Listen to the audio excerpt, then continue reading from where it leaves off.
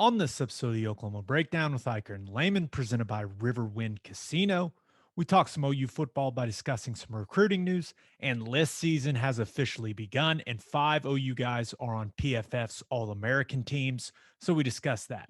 In the National College Football Roundup, we break down the NCAA's new interim policy on name, image, and likeness, and we give you our winners and losers of the week. Please download and subscribe to the podcast, rate it 5 stars, and write us a good review. Follow the show on Twitter, Instagram, Facebook, and YouTube. Just search Oklahoma Breakdown on any of those, and you'll find us. All right. Our man Michael Hosty will kick this thing off. It's time for the Oklahoma Breakdown. It's beautiful Thursday, July 1st, and you're listening to the Oklahoma Breakdown with Ikard and Lehman, presented by Riverwind Casino. Riverwind is Oklahoma City's premier casino experience, and your health and safety are Riverwind's #1 priorities.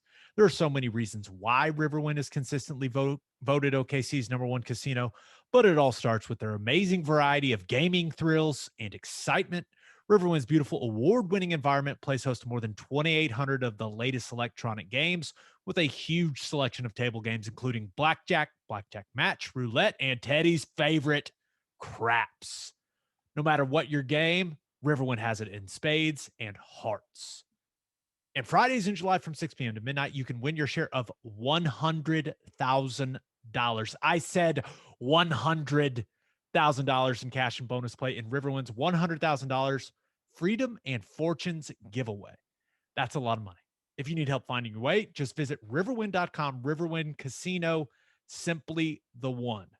Now, we're recording this Wednesday night as I am watching the Suns hopefully knock out the Clippers from the playoffs. Suns up 8 in Staples Center right now. Ted, please tell me that Chris Paul is going to go to the NBA Finals and knock the Clippers out on their home floor, because that's what I want to happen. I've been the conductor of the Clippers hate train. That's all I want to see. That's all I want. Yeah, that would be brutal if the Clippers make it to the finals, and not just the Clippers, like a Paul George led Clippers make it to the finals. A Reggie Jackson and Paul George led Oh, Clippers. Maybe let's sprinkle Patrick Beverly in there hitting some big shots. and here's the thing. They're Oh, going to be playing a very beatable team out of the East, no matter who it is, right? well, Whether we'll it's get the to that. Bucks or the Hawks. But yeah, I'm with you. It'd be cool to see Chris Paul close it out there in LA. But that Phoenix fan base has been awesome. It'd be cool to see him win it there too. Yeah. Okay. Quick dad life update. Gave Cam the first bath. Like, we'd done the sponge bath thing, Yeah. right? But now we've got the infant tub thing out, and he did not poop on me. So that was Oh, good. that's a bonus. I That's know awesome. there was no pooping during the bath. I will say this. It's pretty clear, not a big fan of the bath. A lot of Yeah. shrieking. I was like, oh God. Okay, we'll get this over as quick as we can, bud. Yeah, he'll get used to it. He'll slowly get used to it. But I'm trying to remember. I think my son, as soon as he started, like in that little thing, you lay him back in the bath, like instant, like, but watch out, there's going to be pee flying up at you. Yeah, I went with the warm washcloth, like just over almost the entire front of him to prevent getting urine in my face. I was like, you know what? Here we go. Defense mechanism. Whapa! That's pretty good. Have what's been the ratio of clean diaper changes to you've got poop on your fingers diaper changes? There's been some poop on the fingers, but I've developed a system, Ted, because there was a couple day stretch where I feel like he was baiting me, dude. I felt like He had the it upper became a hand. game, like he was trying to catch me slipping, you know? So here's the diaper technique. Open the diaper. As soon as I am taking off the front of the diaper, right, of on the sides, I am putting, we bought a bunch of cheap small washcloths. They're cheap ones, and they're simply the PP covers. That's it. Yeah. So it's straight on with the cover. Then I'm grab him by the ankles, right? Finger in between, so I'm not rubbing his little ankle bones together. Right. Lift. And there was a couple days where when that lift was happening, there was some compression going on, and he was firing. He was firing projectile poop at me, like Wow. he was coming for me. Yeah, it's And it was a defense mechanism. He didn't know what was happening. He always had one in the chamber just in case. yes, so now I've done what all good people do. I adapted. I made my adjustments. Right. We went into the locker room Sure. at halftime. I said, "This is what we're going to do." I now lifted. So cover the peep, lift the legs, wait about 30 seconds. And I even move the legs around, bend them a little back. Try and pump some poop out of there, maybe. I basically turned him into a poop pump with the leg mechanism, right? And so I think he's learned that I'm not to be trifled with. And I keep the old diaper just in case to catch the projectile poop. And then once the projectile poop does not come or a little bit comes, whatever happens, I've got my defense up. Then it's wipe time, then a little diaper cream, then fresh diaper on. Boom, we're good. I have found out that I really like taking the dirty diaper and making it into as small of a ball as I can, right, to save space in the little diaper diaper trash can thing. So yeah, that's where I'm at in dead life. Yeah, that's pretty good. It sounds like you've got a pretty good wrap on things. Here's the thing, man. The diaper trash can that's supposed to hide the smell will never hide the smell. I would, unless you may have already done this, straight outside with it. I You haven't haven't had really the smell noticed the yet? No? smell yet. So we're still Okay. in like the yellow CD, type, but mustardy is kind of how they describe it. Stage Okay. is where we're still at. But Yeah. yeah, the second that thing starts really smelling, I'll be like, okay, because we have one. Ted, you know me, I choose my battles, right? Sure. My wife was like, hey, so when he gets up in the night, let's have a changing table in our room. So that way, like, you don't have to walk to the nursery. The nursery is like 20 feet, bro. It's not far. But so we have now you got me thinking, because we've got another one of those diaper receptacles. I don't know what the hell you call it, but we've got one in our bedroom. And now you're telling me that, like, during the middle of the night, I'm gonna wake up going, what is that? Well, if you've saturated yourself in it, maybe you're not going to smell it. Okay. It sounds like you've got a good setup. But this is a classic. He's lulling you to sleep on this changing method. Like, you adapted at halftime and made some changes. He's waiting until the fourth quarter to change things up on you. He's gonna get me when I'm tired, right? The Yeah. fatigue is gonna set in. He's going to set I'm in. gonna relax. I'm gonna lose my attention to detail, and boom, projectile poop. Yep. Hopefully, this is all I ask, because I know he's gonna get me eventually, right? As long as it doesn't go in my mouth, we're cool. Like, we're Yeah. cool. Like, he's my son, but I don't want. I know some people are into some weird stuff. I don't want anyone pooping in my mouth. No, No. thank you. Uh-uh. Ugh, no. Not even the child. No thanks. Good job so far, though. You're killing it. Yeah, let's get to the OU football stuff. There's Let's do my it. that's my dad life update. Let's start with some recruiting. And we don't talk a ton of recruiting on here, but this is kind of the talk of the town, right, Ted? One of the top-rated players in the class of 2022 has decommitted from OU. That is Edmond Santa Fe wide receiver Jaylen Redmond. Am I saying that right? Shettron. That's way better. That's way cooler. At least that's how I've heard it. That could be wrong. Shettron, Shettron, I think. Shettron. Talon Shettron is what I heard. Talon, not Like Talon. Like an eagle talon. Like an eagle talon. Yeah. Once again, we're not big recruiting guys. We're not pretending to be big recruiting guys. We I hit have heard enough about this kid. pronunciations there that we've got it somewhere. There's some combination Well, of it's got it. There's a reason we never mispronounce names on the broadcast, and that's because we get a pronunciation guide, right? Every school gives you a pronunciation guide, so you know how to say everyone's name. Or we just say 21 Yeah, or yeah. 21. So the good wide receiver from Edmond Santa Fe has decommitted.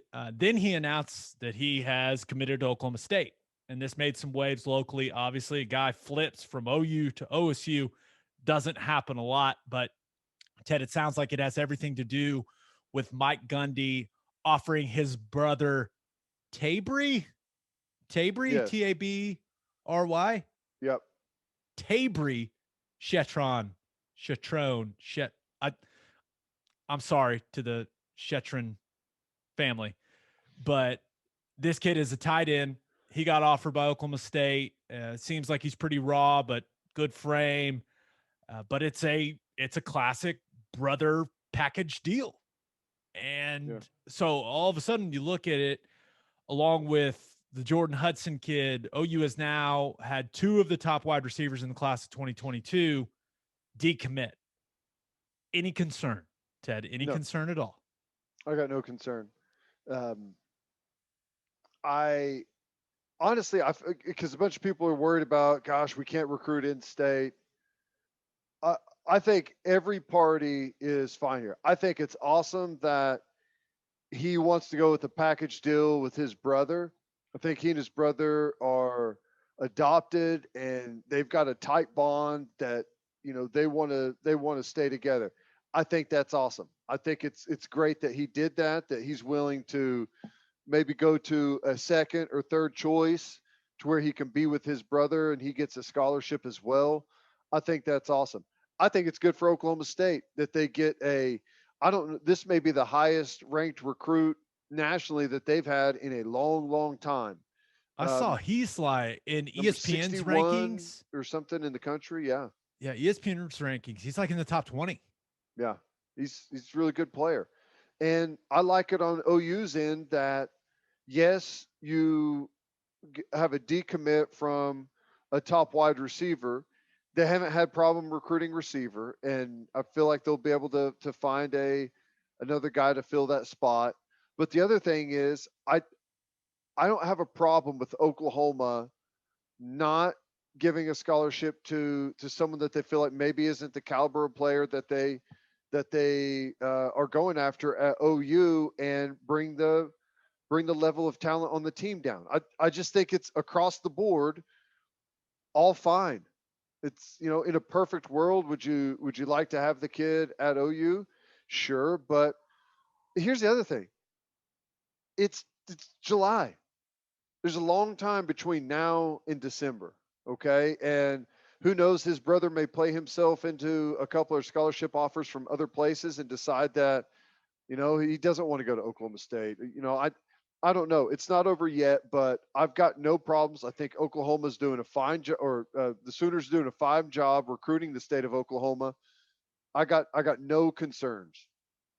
Yeah, and you look at Santa Fe in particular, right? They've sent a couple kids there now, right? Trace Ford. Bundage, Trace Ford, what the Yep. Oliver kid, right? Who's a Santa Fe kid. I mean, so Yeah. they've got I don't know if it's a pipeline. I mean, it's obviously just natural that some of the best players from Edmond are going to go to Oklahoma State, but this also could happen.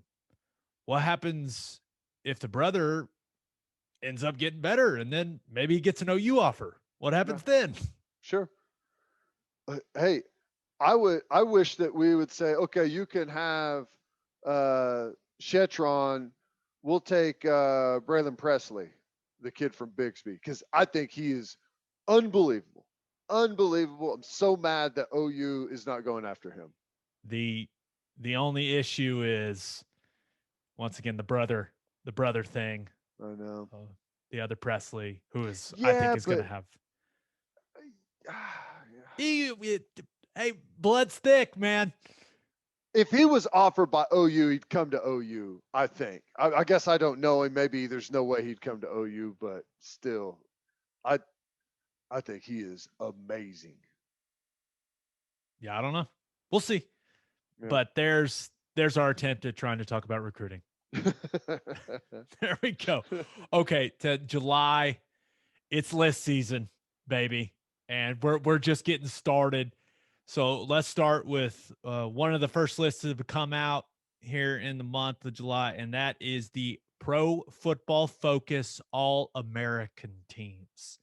Pro Football Focus, your favorite publication, Ted. Oh, they Every love football the players. Oklahoma guys, which hey, I'm down with that. Yeah, I'm liking it more now that they got all these OU guys on the All-American team. So, first team, there's two OU guys on the PFF All-American team. First team, Spencer Rattler and Nick Benito. So you look at Rattler, man, Ted, the expectations could not be higher for this guy. I think it has a lot to do with what he showed last year. It has some to do with what Lincoln Riley has done with QBs in the past, right? But it's starting to feel like he's going to be on all these lists. He's going to be on the cover of all these magazines you saw. He's going to be on the cover of Phil Steele, who we will have our man. We will have the godfather of college football, Phil Steele, on here again in the month of July. But he's starting to feel like he's going to be the face of college football this year. That's kind of where I'm at with it. Yeah, I'm just a little reluctant. I think he's fantastic. I think he's really good. But the college football media is just a little slow to. He's the only guy coming back. Look at the Heisman list. It's like, who are these guys again? Where do they play? They play at North Carolina and Iowa State. I'll just tell everyone right now, CJ Stroud at Ohio State, Bryce Young at Alabama, Uyunglele at Clemson. Those guys are going to get a ton of attention as the season unfolds. And I don't know when the last time a front runner for the Heisman Trophy preseason won the award.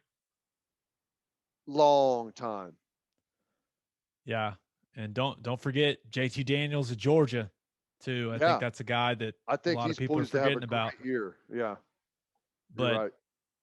I mean, it's good. It's good for Rattler. It's good for OU. It's good for recruiting. It's good for everything that he's on these lists and he's getting this type of exposure. Okay, Nick Benito on first team. And we know we've talked about how much Pro Football Focus loves them some Nick Benito. But once again, high expectations for this guy. And with Ronnie Perkins gone, I know that they feel great about their depth along the defensive line, Ted, but Benito, he has some serious expectations he's got to fulfill this season. Yeah. And this is just another example of that. It's good to be talked about before the year starts, and that way, whenever you do go out and have a good season, everyone has already taken notice all the way through, and you get some really good publicity out of the thing and climb those draft boards. Think he's totally capable. He's a big physical kid. He's got some good length. Um, it's not really even a knock, but the one thing that I'd say is one-on-one pass rush. That's where he really needs to show out. If he can go out there and consistently beat tackles in a one-on-one situation, then he'll be a first-round pick. But if he gets a lot of his production like he has in the past on twist games, coming wide open, kind of cleaning up a sack whenever another guy created the pressure and forced him into his lap, those are good things, and you got to make those plays. And I'm not knocking that, but to be a true first round legit NFL rusher, you got to be able to beat those tackles at one-on-one. And this year's going to be kind of that proving ground for him. Yeah. Okay. 3 guys on PFF's second team. The first one, Marvin Mims. This is a guy that led the team in yards last year, led the team in touchdown receptions last season as well. They're going to move him all over the field this season. I think that he's a guy that Lincoln is going to dial up all kinds of things for him. But this sounds weird. In order for him to have an All-American type year, Ted, I feel like the guys around him really have to step up, right? Because if they don't, if guys like Jaden Hazelwood doesn't, if a guy like Hazelwood doesn't step up, if Stogner doesn't get back to the threat that he was coming off the injury, if Mario Williams doesn't do enough as a true freshman, which it's a lot to ask a young kid to do a ton as a true freshman, even though Mims did it last year, but he needs guys around him to play at a high level so that other teams just can't roll coverage to him and they can't bracket him. They can't just focus on eliminating him and his big playability from the game. You know what's shocking is I don't have the statistics in front of me, but Mims and Theo Weiss, I think, ended the year with the exact same amount of receptions, and there was just a small difference in yardage. And Mims did have, I think, 9 touchdowns to maybe Theo Weiss's 4 or 5. Here's the thing, though. Mims, in order to be an All-American, my projection is that he's going to have twice as many catches as he had, twice as many yards as he had, and twice as many touchdowns as he had. That's how productive the wide receiver position has gotten in college football, and that's what it's going to take. Not saying he's not capable of that, but in order to be an All-America type of guy, those are the numbers he's going to have to put up. Yeah, he had 37 catches for 610 yards, 9 touchdowns. So that's 16 and a half yards a catch. So you looked at Weiss. Weiss was the exact same. Look at the big brain on you.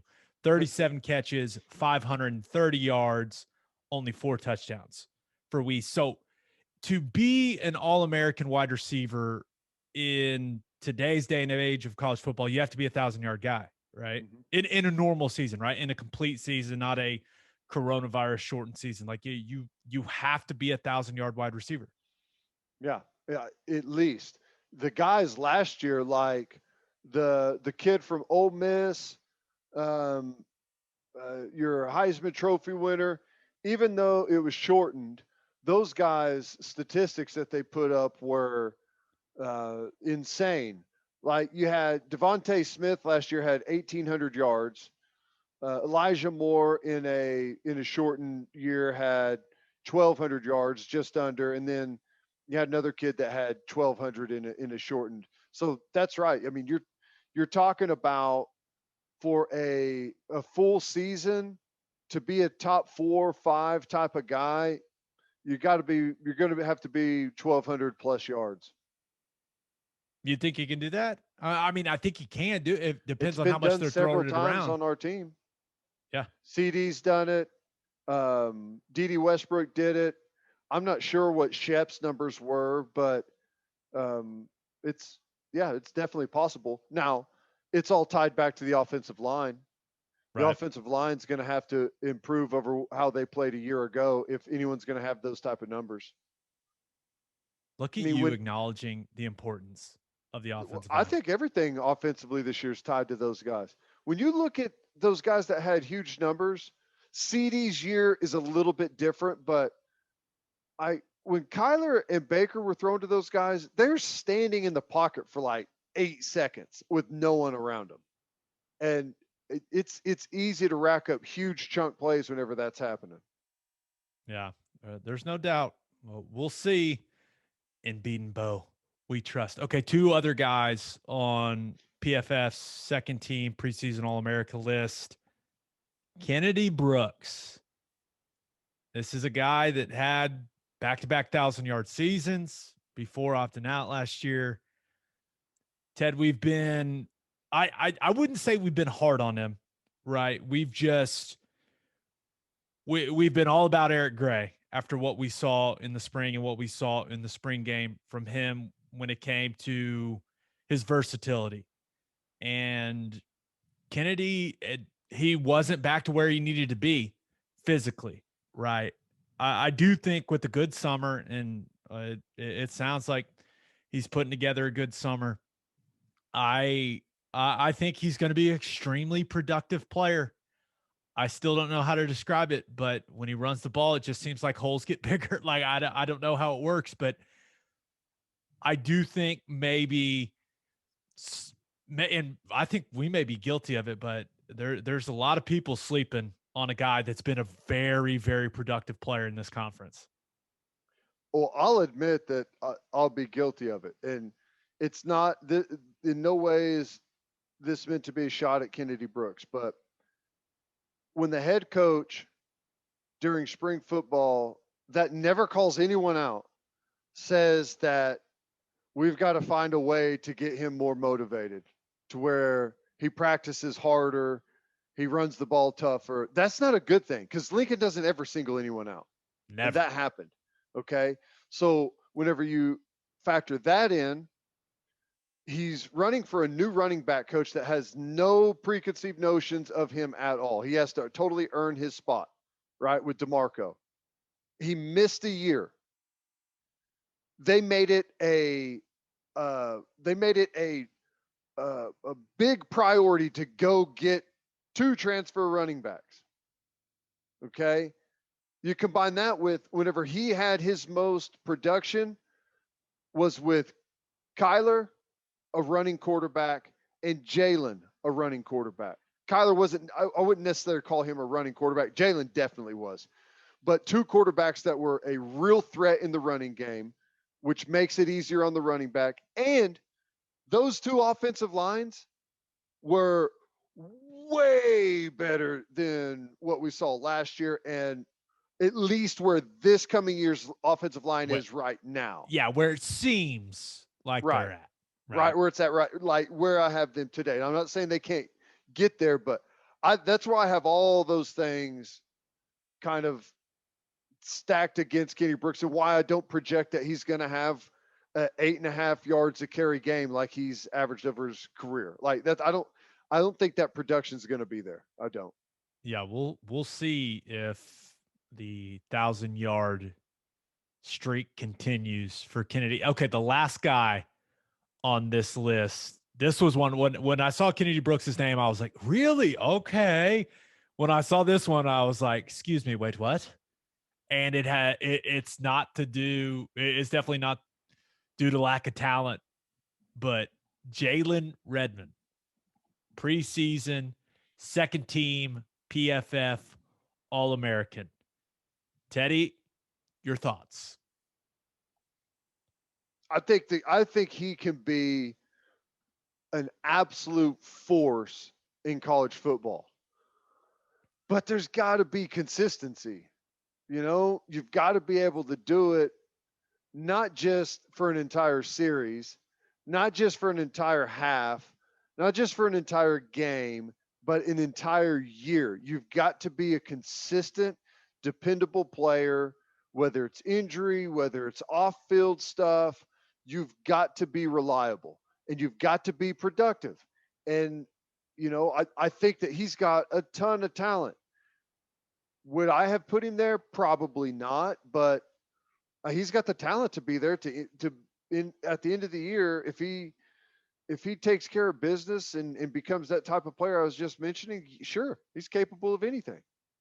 Yeah. He's explosive as anyone that we've got on the roster. Yeah, he's got such natural power and explosiveness. I'm with you. If he's healthy, if he can play a full season, right? But those are at this point with what we've seen in his career, those are big ifs. Big ifs. So we'll see. But if you get a healthy Jaylen Redmond all year long, where he's playing, you know, a majority of the snaps on the defensive line, and I know they rotate a lot of guys, but that guy healthy is a monster. So we'll see. But where are you going if you've got Isaiah Thomas, Winfrey? I'm taking Redmond over Isaiah Thomas. No offense to Isaiah Thomas, but one has more natural power than the other. I'm just saying though that if those 4 guys are out there on the field at one time, rushing the passer, that's a group now. That's a Hell group. Yeah, that's a group. Yeah. It's exciting. gets me going thinking about it. Let's go, dude. Football season, it's not far away. I know. It's getting not far away. close. Okay, for our call your shot question, we asked the listeners who could have a surprise All-American year for OU. Basically, we said which OU player could be a surprise All-American at the end of this season. That's what the question was. I can read. Look at me. Look at me go. Good job. Yes. Thank you, Ted. We got a ton of responses, over 50 something responses. And K Rich on Twitter says DJ Graham or Woody Washington. With the pass rush talent of the defensive line, the DBs will be making more plays this season on that speed D. One of them could lead the nation in interceptions. That's not a bad way to look at it.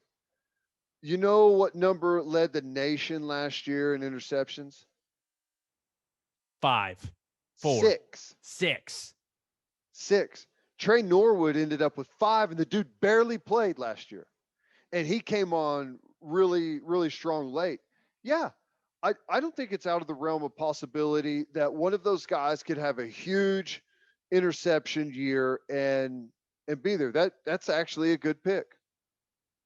You're going to love this one. Jody Manning, since I haven't seen him on the list yet, it's got to be Gabe Burkich. Continued lack of respect for kickers, Ted. Our boy that? Burkich getting some love. Wow, unbelievable.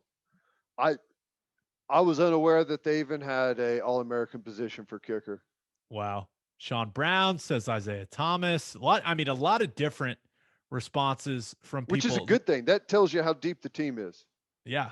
Mr. Pocket 713. He also says Isaiah Thomas. Got a lot of DJ Grahams. You've got some Mario Williams, which that would be, being an All-American as a true freshman would be pretty impressive. And then a lot of Perion Winfrey's, right? And I love what Drew Gastineau on Twitter said. He said, Winfrey seems like he may just have all the right screws loose for a defensive tackle, and I'm here for it. That's right. That is right. Just the right amount. There's a formula there. No one's ever been able to perfect it. Just every now and then the formula is right. Just keep him calm away from the facility. Just keep him calm. And then Potato Gobbler says, Kennedy Brooks. I rebought my Brooks stock on the low. Can't wait to cash in. Potato Gobbler, hope you're right. Can never have too many productive running backs. Hey, you're exactly right. When they hand Kennedy Brooks the football, it's like a cheat code or something. Just like he never even encounters an opposing player. There's no one ever there. It's crazy. I've once asked him, I was like, do you feel like the offensive line blocks better for you than the other guys? And he just, we talked about it. He just laughed. I was like, no, seriously, what the hell's going on? They hand him the ball and it's like he's 12 yards up the field before he even up on the safety. I hope it happens that way again. I really do.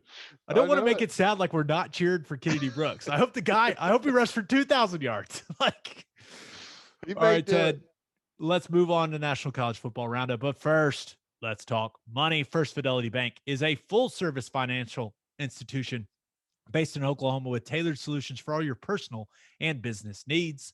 Checking accounts, savings accounts, home loans, and much more. They do it all, whether it's online banking from your computer or mobile banking from your phone. Everything is stress-free with FFB. Making mobile deposits, paying bills online, and moving money to different accounts could not be easier.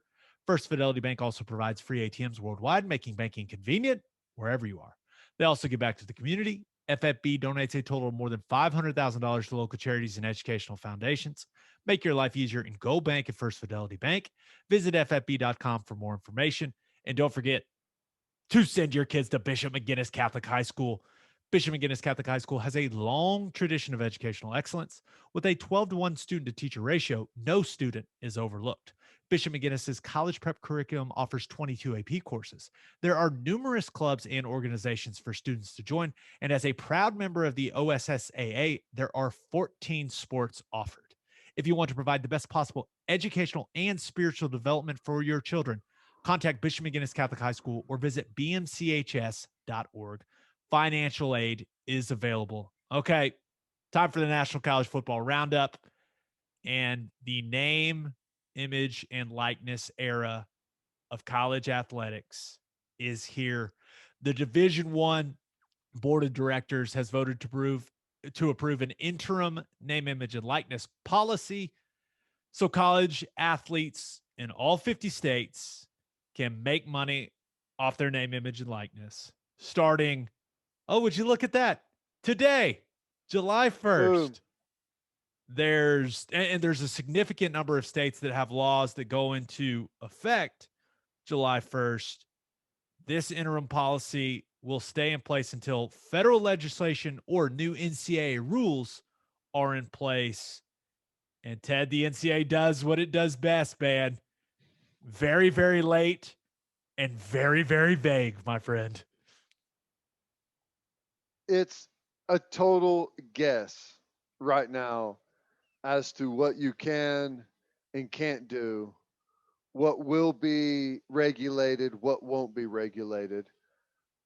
I'm of the personal opinion that as of today, it's whatever you want to do. The NCAA doesn't have the manpower to go chasing down every little claim, accusation, guy getting paid. Guys are going to be getting paid everywhere for everything now. There's just no way to chase any of it down. It's going to be impossible. The floodgates are open. So if anyone thinks that this is just a football thing or just a men's athletics thing, let me read you this tweet from Ross Dellinger, who does a great job, right, for Sports Illustrated. He's been on top of this entire thing. LSU has a gymnast named Olivia Dunn who has 1.1 million Instagram followers. Dellinger said she is expected to earn more compensation than any other college athlete, according to those within the industry. So if you think it's just quarterbacks and wide receivers, yes, it's going to be a lot of, men's basketball and football. There's no doubt. But this random gymnast from LSU is going to be getting paid.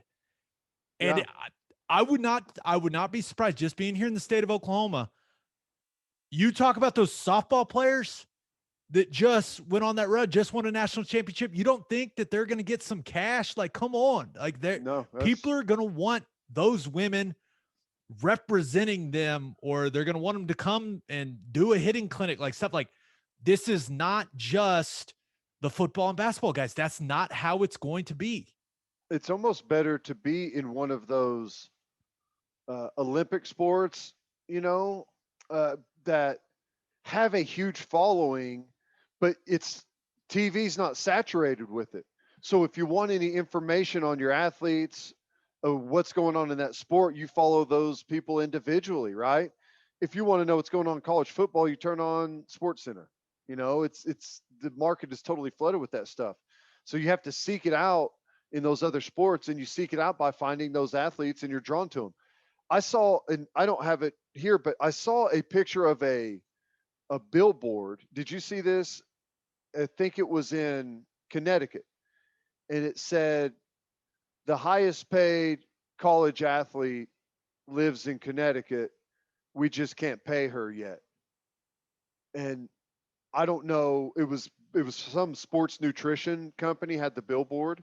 So 6-star Pro Nutrition. So you see it, yeah. And I agree. I think there's tons of different avenues out there for all kinds of different athletes, to make some money doing, gosh, who knows what, like gymnasts doing camps, and golfers doing camps, quarterbacks doing camps. Being able to interact with those players is going to be good. I personally don't see a bunch of big national advertising deals happening. It just doesn't make any sense to me. every now and then there's a special player, right? Like Trevor Lawrence, like Arch Manning, whenever he gets to college, he's going to be a guy that has some national stuff. But most places like Oklahoma, I wouldn't sign Spencer Rattler to an endorsement deal. I would go to the university because the university is always going to be good. He's going to be here one more year. People are already talking about Caleb Williams. I think the university almost always is the star and the better bet, but there are a handful of guys out there in college football that will make some money. But it's going to be the social media. People have the most social media following. So get ready for your timeline absolutely flooded with ridiculousness from college football players. Which I'm fine with. Go get your money, young Right. man. So it's interesting that you mentioned Spencer Rattler. Ted, he just put out a tweet about the name, image, and likeness stuff. Nice, cool graphic. And it says, I'm excited for the opportunities ahead with name, image, and likeness. This is a great new era for college athletes. At the same time, we must continue to prioritize academics and athletics. I'm focused on my grades and growing on the field in hopes of bringing a national championship to Norman. We as players must use our platform and this new NIL opportunity to do good in the world. I will donate a part of any earnings I receive to help underserved people and underserved communities. The time is now. That's, Just first of all, throwing out whatever the PR firm he that's hired, right. great job. But also, Ted, subtly at the bottom, I believe we have the first look at the Spencer Rattler official logo. The rattlesnake. How It about looks that? pretty sweet, dude. That's pretty good. He's been working with people, which of course he's gonna be able to. I mean, he's gonna be able to make a big chunk of change. Pretty cool that he's going to give some of that money though. That's I thought that was pretty cool to see. It's a good way to do it. He's right out there already saying, just come on, let's go. Here, this is my official stepping into the fray. So I don't know what it means. I don't think anyone knows what it means. It's You a know, fascinating time, but the here we best go. part about it, right, was the NCAA. They were begging the federal government to bail them out and to get something that would establish uniformity, right? And now they basically just went, you know what? Yeah, do what y'all want. Do what y'all want. Because when you look at it, athletes, the bottom line, like at the simplest form, athletes can make money off themselves now, right? And still keep their amateur status. That's the important part. And I don't think many people are going to object to that. But when you look at how this is going to be different in different places, like in states that have laws in place, schools are responsible for making sure that their athletes are following the state laws, right? And then athletes who go to school in a state without an NIL law in place, well, they're expected to follow the policies that their schools adopt. And the schools, I mean, dude, they really don't have any guidelines from the NCAA other than what it's not supposed to be their NIL. It's not supposed to be used as a recruiting inducement, which, okay, good luck with that. You're also, you're not supposed to be able, it's not supposed to be tied to athletic performance, which is the dumbest thing I've ever heard. It's like athletic performance can make you more valuable when it comes to NIL, but it's not supposed to be just about that. I was like, this is why are we wasting our time? But the lack of uniformity, I'm not going to say it's complete chaos, but it's going to be so fun to watch. I mean, this is going to be, it's going to be my favorite kind of ridiculous.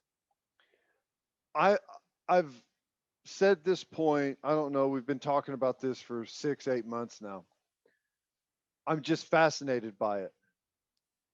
It is not illegal to make money off of your name, image, and likeness. It never has been illegal. You don't need a state legislator. You do not need a federal government. You don't need any of that. All you need is the NCAA to say, we'll allow you to keep your amateur status. That's all it is. All this stuff from the states, all it is a big show. What were they going to do? Arrest you if you accepted money from Gatorade on a commercial shoot?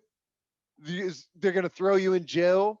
It's not illegal. They don't need anything from any state. They don't need anything from the federal government. The NCAA is begging for help because they know that, as this thing marches on, they're getting closer and closer to the edge and falling off and not being needed anymore. That's all it is. They are completely and totally a toothless tiger, and it's being revealed more and more every single day. If you find yourself listening to this and you're going, I give money to the University of Oklahoma, I'm a booster. Can my business enter into a name, image, and likeness agreement with an OU player? The answer to that question is yes. Yes, you can, because the NCAA came out today and said you can. Really the only rules around this, because once again, the NCAA basically said, hey, we tried, we didn't get it done. The only rules, Ted, is that these athletes, they can't get paid for doing nothing, right? You can't just give them money for not doing something. The NIL money can't depend on them going to a certain school, right? That's supposed to reduce, that they call that recruiting inducement or whatever the hell term you want to use. But other than that, as long as the kids within the states aren't violating the state laws that have been put in place, this is going to be fun. This is going to be fun to see how this thing goes. If anything tells you that you don't need a legislation to get involved at all, it's the NCAA in their own statement saying, if you're in a state that doesn't have the rules yet, make up your own. It's up to your school. It's up to your school. You do what you want, because you've always been able to do what you want. Different states have different rules. It's going to be interesting. There are going to be schools that say, hey, you know what? Use the jersey. Use the logo. Sure. Say you're our quarterback. We don't care. Go ahead. Like, what? There are going to be schools that try to become the most pro player with this, hoping that it will benefit them in recruiting, and that will benefit them. Like, if they get better players and they win more games, they'll get more donations, right? That's probably some of the math going through these schools' heads. So I wouldn't be surprised at some point, and I know that some of the state laws say, hey, you can't endorse tobacco, you can't endorse gambling, you can't endorse alcohol. Listen, if I'm one of these kind of lower Power 5 schools, I'm like, hey man, you want to be the spokesman for our official beer sponsor? Okay, yeah, you're 21, right? All right, yeah, let's roll. Like, I wouldn't be surprised if some schools get really, really loose with this. I'm not gonna lie, I wish OU would do that. I wish they would, and I know that they are very buttoned up on this already, but I would want them to push the boundaries, man. Push the boundaries. Well, it's kind of like the NFL. So the NFL that's a separate business, right? And in order to work for that business, you can't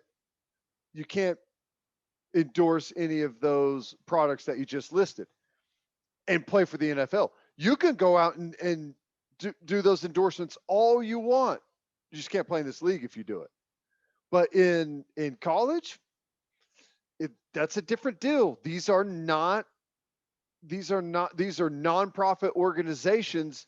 They don't have that control. These are not employees that they can set those guidelines on. That's the whole thing, right? That's the last thing the NCAA wants, is for these athletes to be considered employees, right? We talked about the antitrust cases and kind of how that whole thing is headed, the direction that is headed in. So I just look at it from an OU standpoint, right? Would it bother? I know it wouldn't bother me, but Riverwind, they sponsor this podcast. They give a ton of money to OU. Huge sponsor of the athletic program. Would it bother people if one of these OU football players or a group of them, the offensive line, right?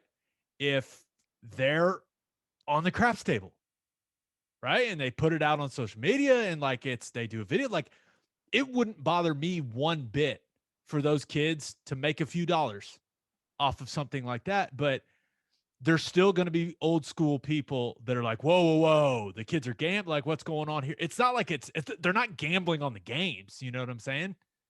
Yeah. Well, here's what I honestly think. I think there's going to be a flurry of activity whenever this thing kicks off. Guys are going to do some deals. Guys are going to sign some contracts. People are going to, want them to represent their business or their product. And then I think it's really going to fade pretty quickly. I think there's only a handful of guys every year that make sense nationally to put all of that money into, having them represent your brand. And it's such a short-lived deal. Now, I do think that they'll try and get in on guys that they feel like are going to be bona fide NFL stars and try and develop that relationship early. But I think ultimately it's going to settle in and be like an autograph signing deal and camps. Right. Private instruction. That's what I think it's going to end up being. And I had someone on Twitter ask me, like, do you think this is going to ruin college football? And I was like, what? No, the argument could be made that this might create the most competitive atmosphere we've ever seen in college football because people respond to incentives, man. And if the incentives are, hey, ball out, make plays, and you may end up getting some endorsement money or some appearance money, like you also, of course, have the NFL money that is going to be the incentive that is going to continue to motivate players at a place like Oklahoma or Ohio State, Bama, all those places, right? You're never going to make that type of money in this system, but man, I think it could create some more parity, right? If a school, let's say a small school, let's say an Iowa State, right? And they're already playing at a high level, but what happens if Iowa State starts getting a reputation of being a school that, hey, man, they really take care of you in the name, image, and likeness stuff if you're a productive player?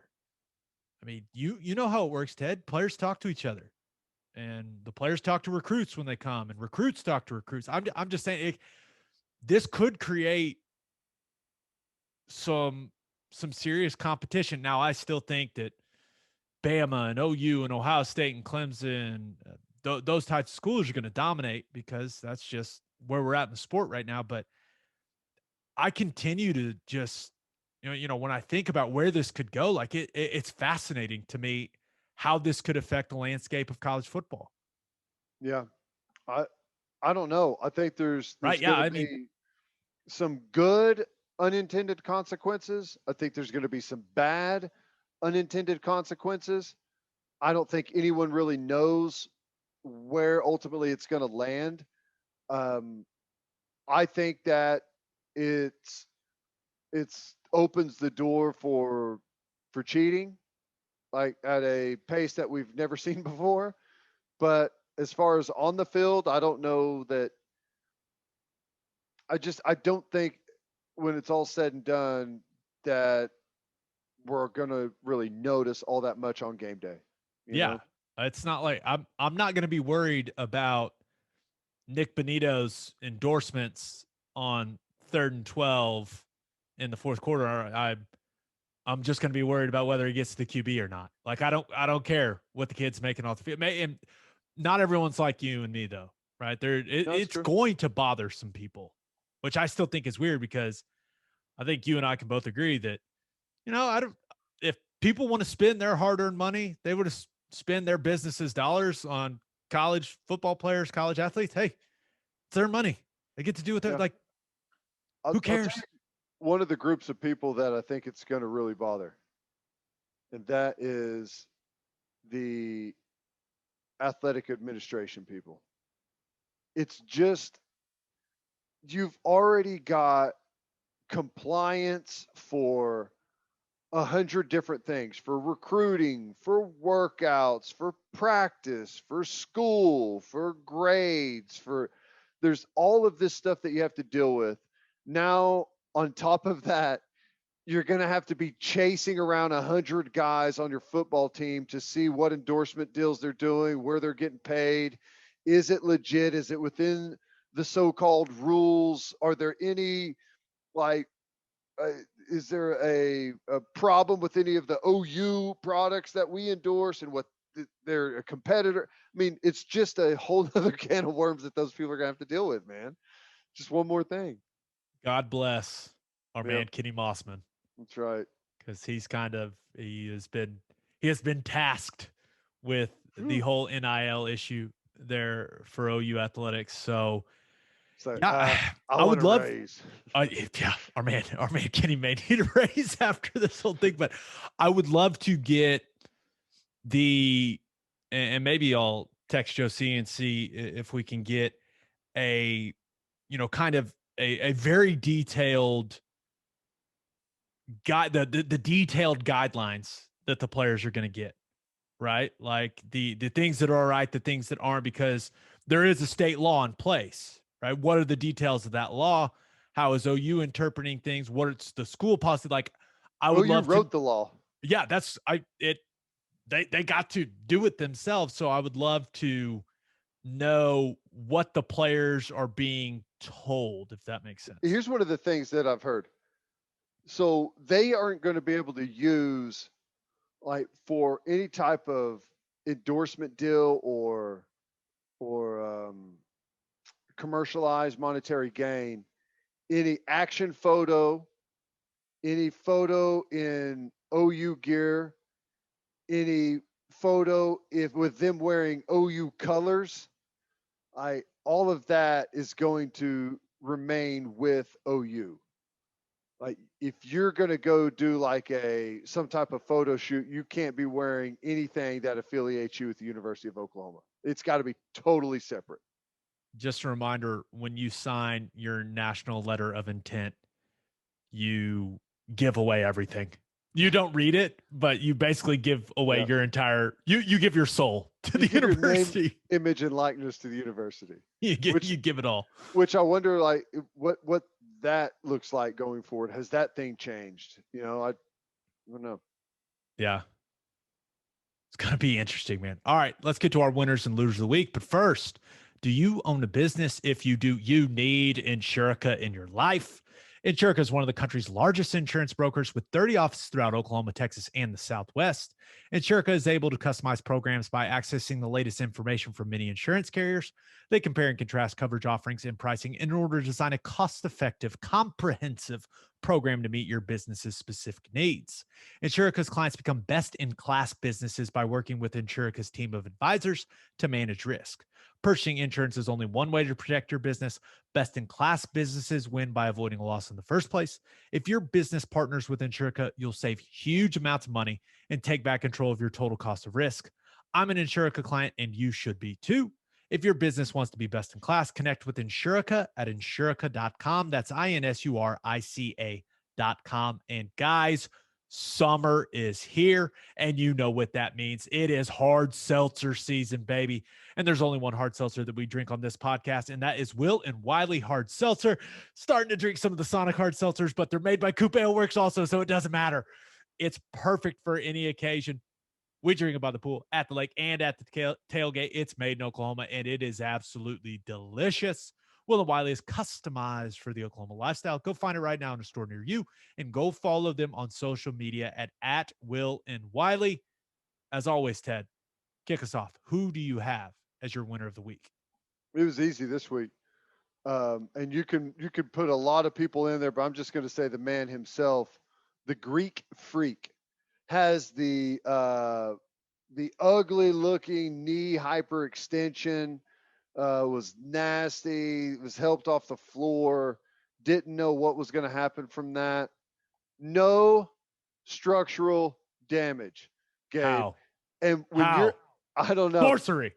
when you're 8 foot tall, there's a lot of leverage on that joint. And the fact that there's no structural damage, uh, the Bucks are the winner of the week. The Bucks fans are the winner of the week. The man himself is the winner of the week. I don't know how, but that is a win in my book.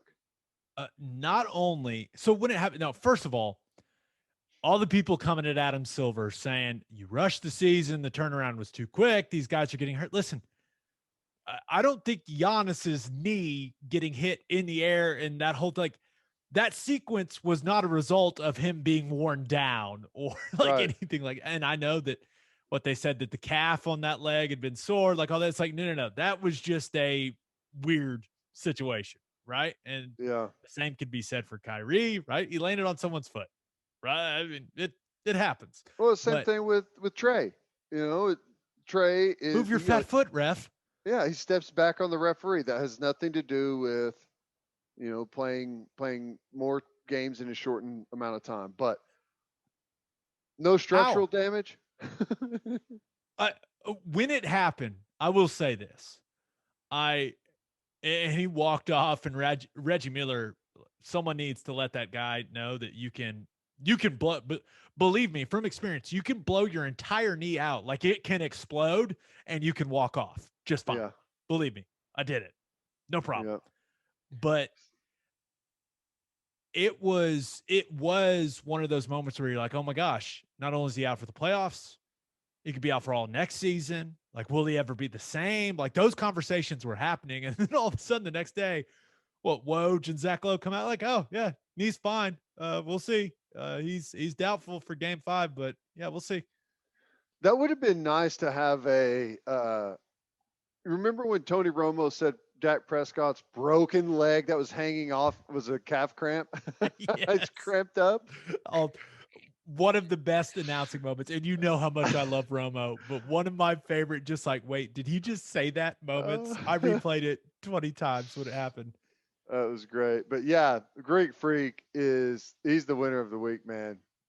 Wow. Flexible? That's not the right word. Hey, and we've seen this before where, and I don't know how it shows up on an MRI. I guess on an MRI, you'd be able to tell though, like if some people don't have those ligaments and never had them to begin with, right? Yeah, there's human beings that don't have ACLs, born without them. What was the guy's name? He played at Pitt, played for the Spurs. DeJuan Blair, is that right? Yeah. I don't think he had ACLs. Wow. Like at all. That's crazy. But I'm going out on a limb, and I'm saying Giannis has got him. He's got the anterior cruciate ligament. They exist in the Greek Freak's knees. I'm saying it. I'm going out on a limb. Not only does he have them, they're probably made out of some like incredible adamantium. Yeah, it's like what is it? A natural occurring carbon fiber in what was the movie? The big giant Avatar. Yeah, I think because he looks like an avatar. What an Avatar reference. Yeah. I've just random aside here. Wasn't Avatar 2 supposed to be made? Like, wasn't James Cameron? It took him a decade to make the first one. I guess it's going to take a decade to make the second one. Cool movie. I liked it. Liked it a lot. A tree, yeah, with the powers. Like, yeah, sign me up. Why not? I'll do it. Whatever. Okay, who do you have as your loser of the week? I had to go with the Tour de France lady that was holding the sign. Oh. She's been arrested after a day or two on the run. She surrendered. French lady, only took a couple of days, but I hate that they're going to make a massive example out of her, and they're going to like sue her, hold her criminally liable, all these things for holding up a sign. Everyone was pissed at her. I feel bad for the lady. It said like, hi, grandma, grandpa, something like that. I felt bad. She's the loser of the week. But here's the other part of the thing. Have you seen the video? Oh, it was. What was she doing? Like, first of all, can we get a higher quality sign? Like, if you're trying to That's have part of it, someone though. like a legible sign, you gotta have the white background. You can't go straight cardboard. The guy that hit the sign, it's a cardboard sign. Oh, And don't blame the cyclist, Ted. Gabe, it's a cardboard sign held out here. He's a cyclist. He look like my son if if knocked him off with a tree branch or something. A cardboard sign sends this guy into a free fall. It's unbelievable. You're supposed to be one of the greatest cyclists in the world, and a cardboard sign sends you careening to the ground. Okay. Better reaction. Cyclist that hit the cardboard sign or Chris Paul's flop like off the ground when Patrick Beverly undercut him. It's like he hit a trampoline or something. and Beverly's laughing at it, doing the. That was. I funny. hate Patrick Beverly. Hate's a strong word. I don't hate you, Patrick Beverly. I dislike you. You cost the Thunder a championship. There's no doubt of that in my mind. But him making fun of Chris Paul after that, I'm not gonna lie, gave me a good chuckle, and I was like, "Damn it! I'm actually agreeing with Patrick Beverly, and he's making me laugh. This sucks." I was watching it, and whenever you got like one eye on the game, and you're, I don't know, reading your phone or looking at something else, but I saw Chris Paul, and I was like, wait a second, I had to rewind it, and was like, what in the world just happened here? Did I actually see a guy bounce off of the floor? That was funny. I loved it. What do you think? What is that lady gonna have to do time? I don't know. My guess is they're going to drag it out, make a big show of it, and at the end of the day, they're going to let her off. Come on. Here's what they need to do. She doesn't get to eat stinky cheeses for 2 months. No stinky cheeses. Here's what they need to do. In order to be able to ride in the Tour de France, one of the most demanding cycling events in the world, all the way across France, multi-day, multi-stage, through the mountains, down hills, through towns, through villages, you have to be able to drive through a tiny little cardboard sign.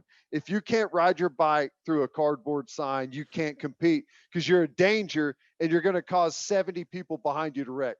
The guy panics before he hits the sign and goes down to the ground. It's cardboard, dude, held up by an 80-pound girl. Unbelievable. Absolutely. You have no sympathy for that man. None whatsoever. No, of course not. All right. Okay, my winner of the week, Ted, I thought about going with Abhimanyu Mishra. Yeah. Are you familiar? Oh, yeah. This is a young man from New Jersey that just became the world's youngest chess grandmaster at the age of 12. This little nerd can play some chess. Ted, I'm not sure if they're doing season 2 of the Queen's Gambit. I haven't really heard anything. Season 1 was fantastic, but they got to work our man Mishra into it. 12-year-old grandmaster. I don't really know what it takes to become a grandmaster. I know it's really hard. That's pretty damn impressive. 12? Really impressive. I'm with you, Mishra. I'm myself always 10 to 12 moves ahead of everyone else, so I feel your pain. I know what it's like. But that's awesome, man. Age of 12, world's youngest chess grandmaster. That's fabulous.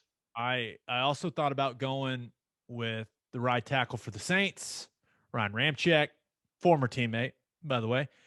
Did he just have a baby too? Just had a baby. He had a baby in, I want to say in January, had a baby in the offseason. I thought it was more recent than that. Or it may have been more recent. It was during the offseason. I don't remember when it was, but he's another Wisconsin guy, man. Was just a super cool dude, beer drinking type of guy. And he ends up signing a deal that includes $96 million of new money, $60 million guaranteed. He becomes the highest paid right tackle in the National Football League. He is rich. So, but he was my winner of the week because my winner of the week, you went with Giannis and the Bucks. I'm going with the Atlanta Hawks, right? Trae Young goes down. in game 3 after stepping on the ref's fat foot. Move your foot. Move it. He was clearly, he comes back in game 3, right? Was clearly not the same the rest of the game. Didn't have his pace, didn't have the explosiveness, couldn't get by guys. And then it gets announced, right before game 4 that he's got a bone bruise. He's not going to play. It just seemed like quite possibly the most Atlanta sports thing of all time that they were going to get eliminated from the Eastern Conference Finals because their best player got hurt stepping on a ref's foot. You come this way and then step on the ref's foot and it's over. It felt so Atlanta. But then game 4 happens on Tuesday. The Hawks, they come out fighting. Man, I know Giannis got hurt, right? And thank God that he's all right. Thank God there's no structural damage. But Bucks were down 10 when he went out. I mean, the Hawks were taking it to him. Lou Williams wasn't thinking about Magic City. He was locked in, getting buckets. They got good stuff from Bogdanovich. Like, yep. There was even a Cam Reddish sighting. Whoa. The guy's been hurt for forever. Well, we saw Cam Reddish getting buckets out there. It was fun to watch him. And I know that they just blew the Bucks' doors off after Giannis went out, and that's completely understandable. But I think they were going to win that game regardless. I think even if Giannis plays, the Atlanta Hawks win that game, and we got a series. Now the two best players in the series, their statuses are very much unknown. I can't imagine Giannis is going to play. Like, that would be unbelievable. But yeah. And it's got, even though if there's no like technically damage, like torn ligaments, hurt. They've got to be sprained and loosened up some. So yeah.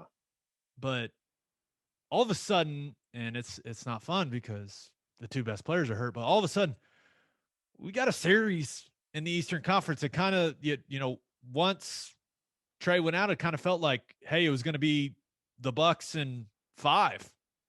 Yeah. And who knows now? And I know it's not ideal for the league because you want the stars to be in there, but I'm intrigued by it now because I just don't know. I know the circumstances are different. Rosters don't really match up, but kind of the feeling behind the team feels a little bit like, what was it? 2011? No, 2012. When did the Thunder make the finals? 12? 12. Yeah, it feels a little bit like that season where the fans are just going crazy and you just you get hot. You're going up against, like, they played the Spurs that year. Spurs, really good, tons of talent on that team. And, you just, whenever you have that type of year, you make it to the finals. Now, obviously Thunder didn't win, but it just kind of felt like during that stretch, no matter what was going to happen, they weren't going to lose. So weren't going to lose the series anyways. Kind of felt like that a little bit with Atlanta. Yeah. Okay. For my loser of the week, thought about going with Wimbledon. Did you see Serena Williams go down, hurt the leg? She tried to battle through it, but had to withdraw. And she's such a huge draw for that sport and for that event. So it's just a bummer. I mean, she's kind of, you don't know when she's going to end up retiring, right? Seems like it's getting close to that point. Gosh, I think I'll be 40 this year, and I think she's like 1 or 2 years younger than me. Yeah, so I don't know how much she's in the conversation for most dominant athlete of my lifetime, right? I think Tiger Woods is up there, like Michael Jordan, LeBron. Like there's some people that are in that conversation. Simone Biles now in that conversation. Michael Phelps. Like there's a random group of athletes that when you talk about the entirety of sports, right? She's in that conversation. To see her go out in, I don't think, will it be her last Wimbledon? I mean, I don't know. That's why I'm saying, like, it just kind of bummed me out seeing it. It made me sad. Well, at some point you get tired of trying to fight back from injury, There's points in your career where it kind of re-energizes you and you're like, oh, I'm going to fight back and prove something. But there's also a point to where it's like I'm sick of going through rehab, So I don't know. We'll see. Yeah. And I also thought about going with the Clippers. Now there's still 3 minutes and 50 seconds to go in the third quarter of game 6. And the Suns are up 89-74. Don't jinx this thing. They're up 15. Steer clear. And you know that I want nothing do more it. than to watch the Clippers lose. But Don't do it. I Don't can't do it Gabe. because they haven't. The game is still going on, and a lot of things happen when we record. But we're not staying up till midnight doing this. No. It's just not happening. I'm sorry. Please lose, Clippers. Come on, Suns. We'll see. Either people will listen to this and be like, Gabe's either really happy or real sad because that series will be over or going to 7. But my loser of the week, Kansas State football. Teddy, please tell me you have. Now let's make one thing clear. We are both too old to be on TikTok, correct? I think that's a fair assessment. That's right. However, this TikTok from Kansas State football players was all over Twitter, which we are in the perfect age bracket for. I saw this on Twitter. I assume you saw the same video that I did. Yeah. Yeah, it's like watching a plane crash or whatever other event that you can't pull your eyes away from, even though you're watching a disaster unfold in front of you. It may be the worst thing I've ever seen in my life. This video comes on Shane Porter's TikTok, who is a 5'10", 173-pound freshman for Kansas State. He is from Friendswood, Texas. And if you have not seen the TikTok, go find it. Go watch it. Don't watch it. But I will verbally describe it to you. They are lip syncing to Baby by Justin Bieber. Now, I want to make one thing very clear. That song is an absolute banger. And if you don't think that song is good, that's on you, because I can guarantee you one thing. You hear that song and you know the words and it comes on, you're bobbing your head and that chorus hits and you're singing it. And that's what Biebs does. Banger after banger after banger. I'm fine with that. I don't know the song. I'll take your word for it. The song is not the problem.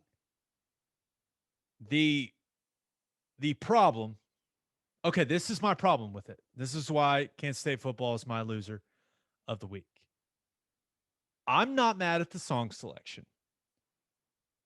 I am disappointed. I am mad at the lack of organization in the TikTok. Okay, this is what Kansas State football is, right? And I know he's not the coach anymore, right? I know Bill Snyder's not there. I know Chris Kleiman's the coach now, but Bill Snyder has to be appalled by this video. Not that the kids are having some fun. They're tick-tocking or tickety-talking, whatever you call it.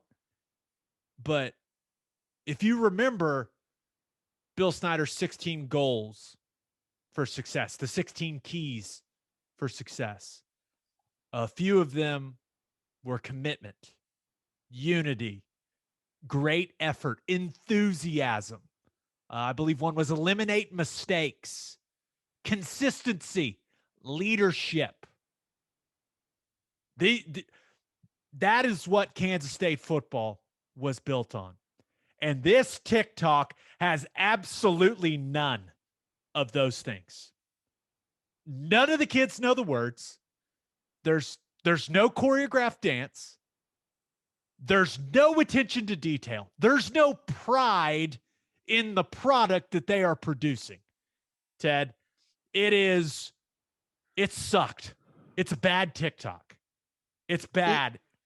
And that made me mad. I was like, and you know what? Maybe it's an overreaction. I saw it And I was like, you know what? The lack of attention to detail by the players for Kansas State in this TikTok has me worried about Chris Kleiman's team this year. Like, I know Skylar Thompson's back. I know they got some good veteran guys, both sides of the ball coming back. But the poor execution in that TikTok makes me think they're going to be a bad football team this year. That's an overreaction. I know it, but whatever this spread is for OU Kansas State, if I can bet on it right now, which I don't think I can do that legally anyways, which I'm not going. Let me make it clear, I'm not going to bet on that game. But if you were to bet on the game, if someone out there were to bet on the game, I would hammer OU right now. Hammer it, because that was atrocious. The fact that we've lost to that team 2 years in a row makes that video that much more disappointing. This video is everything that you hate about society personified into a 15 or 16-second clip. It is atrocious. It's pathetic. If I was Kleiman, I'd kick those guys the hell off the football team. Have you seen Zoolander? Yes, of course. Do you remember when those idiots are riding in that convertible? That's what they look like. Orange mocha frappuccino. That's what they look like. Gas fight at the gas station? It looks like Kansas State hired some of the local Abercrombie models to come in and do a photo shoot in the locker room. It is pathetic. It's terrible. It's embarrassing for the program. It's embarrassing for the fans. That the guy's got 1 million TikTok followers. That video is going to get 20 million views, and they're not good ones. Okay. I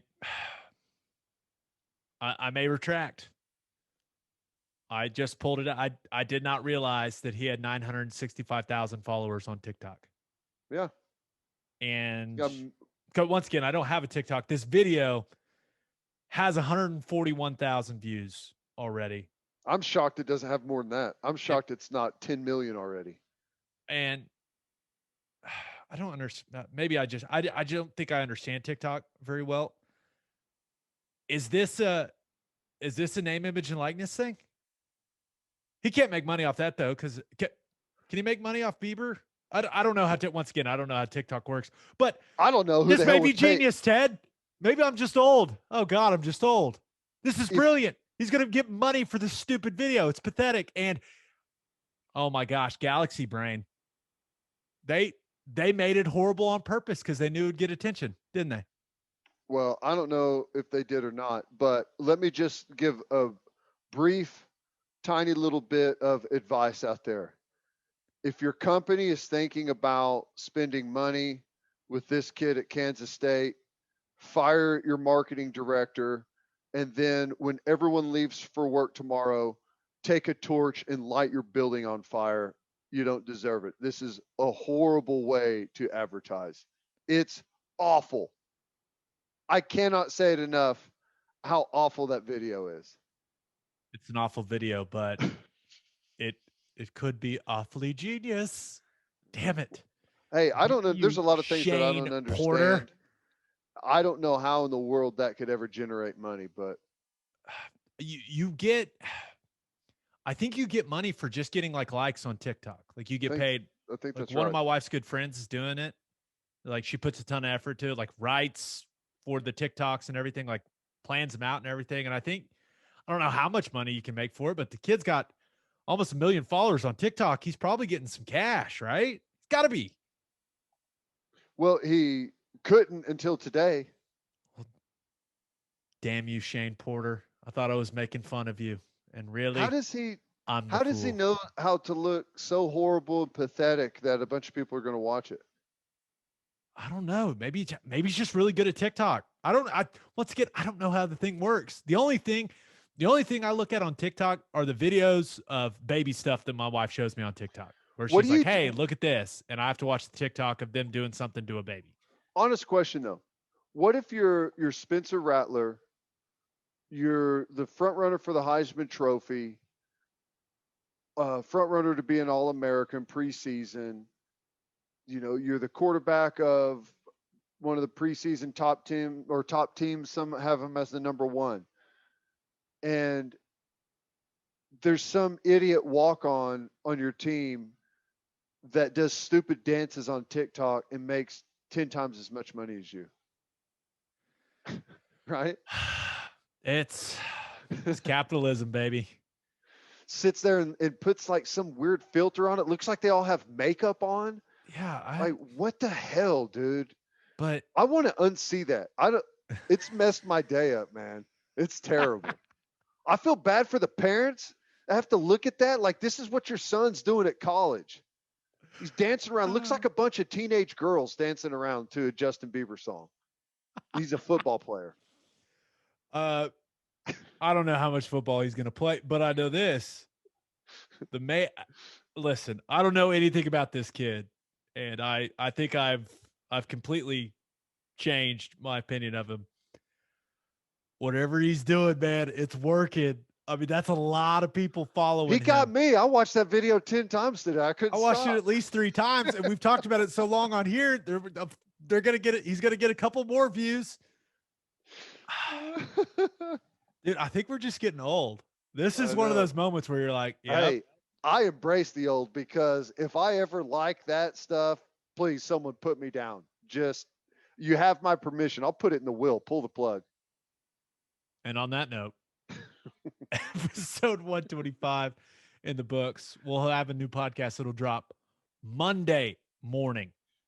Interview with our man Creed Humphrey. Yes. Said the newest member of the Kansas City Chiefs. We've got an interview episode with Creed that'll drop on, what's that, the 5th? July 5th, which everyone gets that day off. So you can listen to it while you're cooking.